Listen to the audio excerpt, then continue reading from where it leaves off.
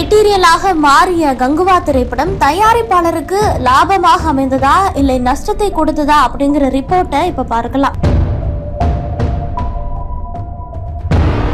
சூர்யா நடிப்புல சிறுத்தை சிவா இயக்கத்துல மிக பிரம்மாண்டமாக தயாரான திரைப்படம் கங்குவா. சூர்யாவின் திரைப்பயணத்திலேயே ஒரு அதிக பொருட்செலவுல தயாரான படம் தான் இந்த படம். இது மட்டுமல்ல, தமிழ் சினிமால உருவாகும் முதல் பேன் இந்தியா படமாக இது அமைந்தது. சூர்யாவின் திரைப்பயணத்திலேயே அதிக பட்ஜெட்ல உருவான படம் கங்குவா. அதிக மொழிகள்ல வெளியாகும் படம் போன்ற பல்வேறு சிறப்பம்சங்களை கங்குவா திரைப்படம் பெற்றிருக்கிறது.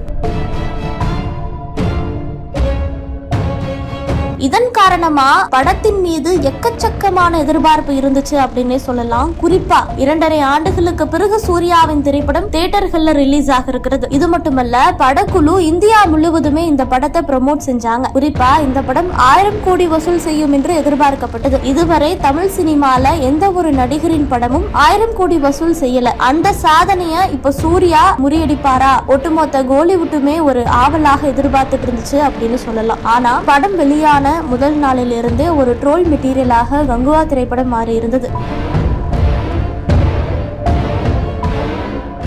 நிறைய நெகட்டிவ் விமர்சனங்களை ரசிகர்கள் கொடுத்து வந்தார்கள். இது சூர்யா ரசிகர்களுக்கு மட்டுமின்றி ஒட்டுமொத்த கோலிவுட் திரையுலகத்திற்குமே ஒரு பெரிய ஏமாற்றத்தை கொடுத்திருக்கிறது. என்னதான் படத்தினுடைய முதல் நாள் வசூல் சிறப்பாக இருந்தாலும் அடுத்தடுத்த நாட்கள்ல இந்த படத்தின் வசூல் மிகப்பெரிய அளவுல குறைஞ்சது அப்படின்னே சொல்லலாம். இதுவரை வெளியான சூர்யா படங்களிலேயே இந்த மாதிரியான ஒரு நெகட்டிவ் ரிவ்யூஸ் வந்திருக்குமான்னு கேட்டா இல்ல அப்படின்னே சொல்லலாம். அந்த அளவுக்கு ரசிகர்கள் படத்தை கலாய்ச்சிருந்தாங்க. அதன் பிறகு படத்துல சில காட்சிகளை ட்ரிம் செய்தும் சவுண்ட குறைச்சும் எந்த பயனுமே கிடையாது. வசூல்ல எந்த ஒரு சேஞ்சஸுமே இல்ல. கிட்டத்தட்ட ஒரு 350 கோடி பட்ஜெட்ல தயாரான கங்குவா திரைப்படம் இப்போ தயாரிப்பாளருக்கு லாபத்தை கொடுத்ததா இல்லை நஷ்டத்தை ஏற்படுத்தியதா அப்படிங்கிற கேள்வி இப்போ எல்லாரிடமுமே இருந்து வருகிறது. அதன்படி இந்த படத்தின் ரிலீஸுக்கு முந்தைய வியாபாரங்களிலேயே தயாரிப்பாளர் பட்ஜெட்ல பாதி பணத்தை பெற்றிருக்கிறாராம். அதன் பிறகு இந்த படம் இதுவரை ஒரு 130 கோடி வசூலித்திருக்கிறது. அதனை வைத்து பார்க்கையில இந்த படத்திற்கான போட்ட பணத்தை தயாரிப்பாளர் எடுத்திருப்பார் அப்படின்னே சொல்லப்படுகிறது.